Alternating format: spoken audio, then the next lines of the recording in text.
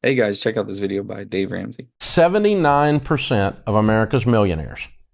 Airtight research, data, not a feeling, not a political agenda, not your broke brother-in-law's opinion at Thanksgiving, not how he feels about rich people. None of this. Data. 79% inherited precisely zero. Wow. 8 out of 10. 5% more inherited a small amount like $1,500 or $5,000, mathematically could not have possibly made them a millionaire. Another 5% inherited substantial money like $100,000, $200,000 after they were already millionaires. So 5 and 5 and 79, we're at 89%. 9 out of 10 of America's millionaires did not become millionaires because of an inheritance. Wow. All right, Kirby, what are your thoughts on this study that Dave Ramsey's team performed? I just know I'm part of the 79%. Uh, hell, I probably inherited negative money in the life I live. Um, I mean, it's a crazy thing, and you see it all the time. And the crazy part is people that I grew up with. I'm talking about family members. I'm talking about friends. I mean, friends from kindergarten, hopscotch, green, red light, green light. You know, all the kids' school games. They was there with me when I had nothing.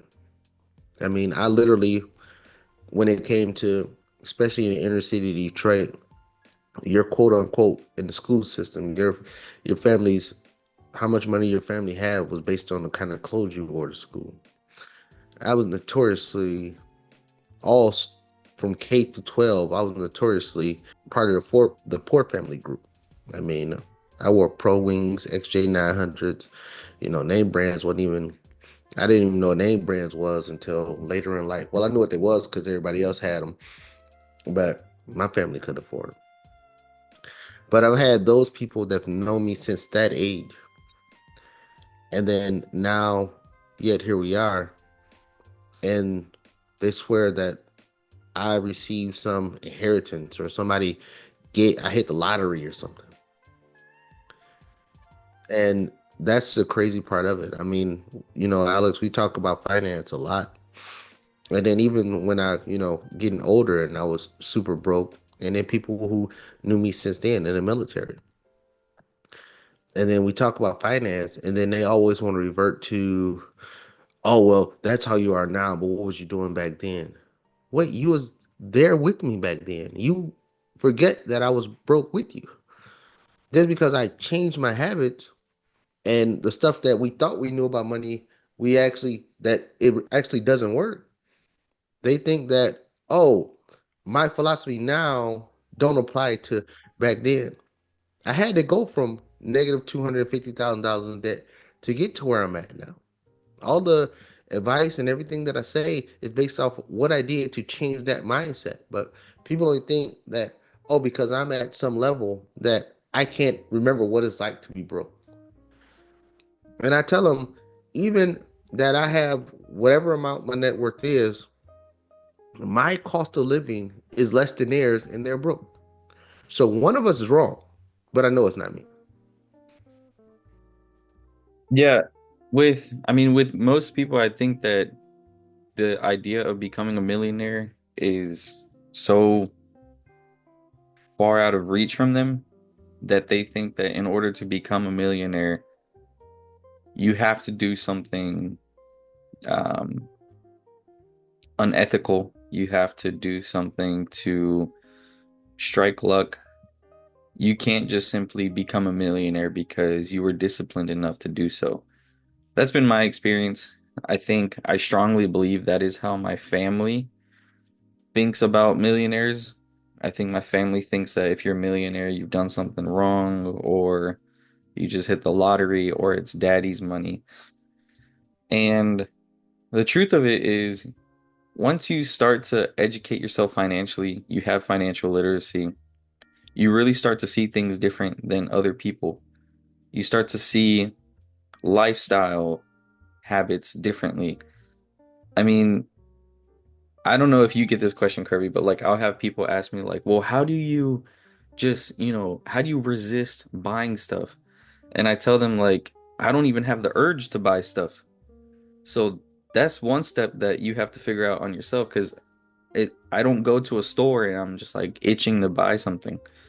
But it seems like a lot of people have that urge.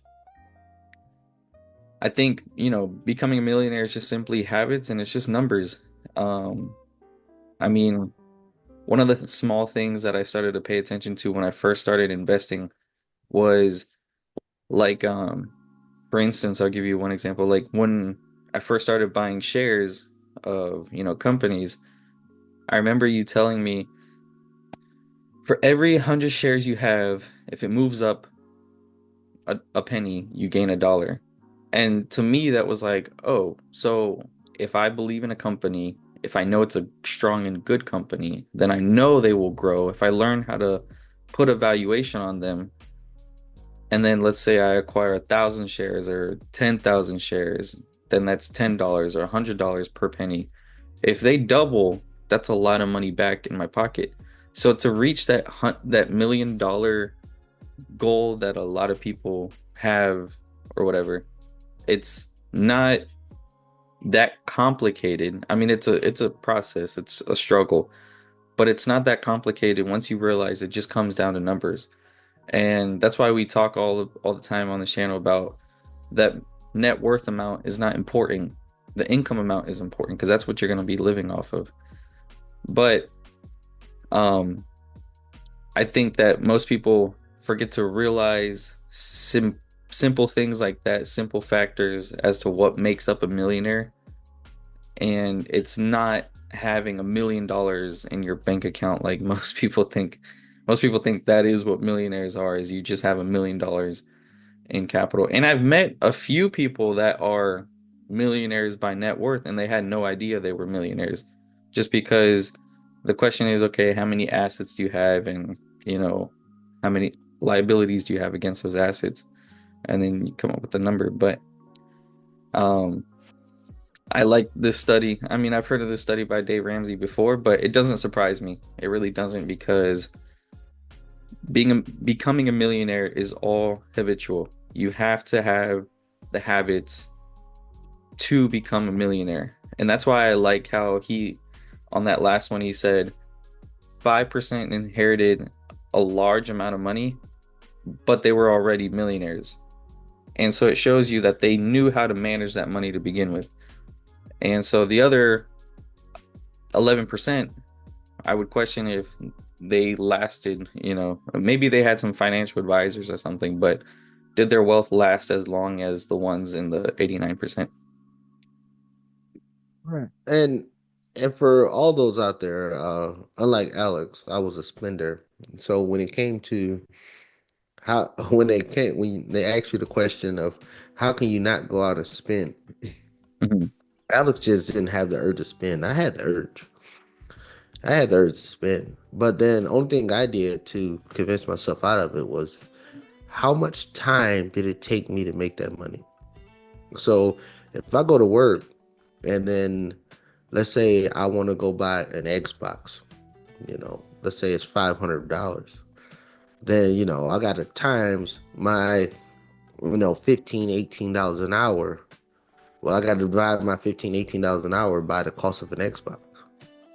So am I willing to give up that much time? If I'm willing to give up weeks of my life just for a video game, just for a large purchase? And that's what differentiated myself to, because I know that time is finite and that's something that we won't have forever. So I started valuing my time, and that's why I always say time is way more important than money. Is I'm giving up this much of my life for this. And that's what got me into that habit of not spending, not spending, not spending. And then, of course, so on and so forth. Now, the act of spending and how I accumulate money is different. I don't accumulate money based off the work from a W-2 job, so I don't have to put an hourly basis on there. But now I'm trading other people's time for money instead of my time for money. So it's a little different aspect. But when I was going through the grind, trying to get out of debt, trying to, build up a little net worth, that's what took me from spending to not spending was How much time am I giving up? Because I know I'll never get that time back. In this video game or video game system or big purchase, it'll be something I won't even think about in 2 or 3 years. So is that trade-off even worth it? That's interesting because when I first started like investing, for one, I never really had urges to spend money, but if there was ever something I was looking at that I wanted to buy, I I used to think of it, and I still do, but I used to think of it in reverse, where I would think, how much time would this purchase take away from my future? Because I always thought money could be used to buy my time in the future. And so if I'm gonna buy something that won't bring me more money or won't at least appreciate in the smallest sense to where I could sell it in the future, if it's gonna be a depreciating purchase, then how much time or w would that purchase take away from, me achieving the goal of financial independence in the future? So that's interesting. Yeah. And those aspects are are stuff that people need to do. People think that changing their lifestyle from being broke, and when I mean broke is I mean living paycheck to paycheck and not having much money at the end. Uh, Broke is, hey, if I get fired from my job, could the same life that I'm have right now, because I know people be like, oh, I have emergency fund. The same life you have right now without changing anything. Because this is what people do.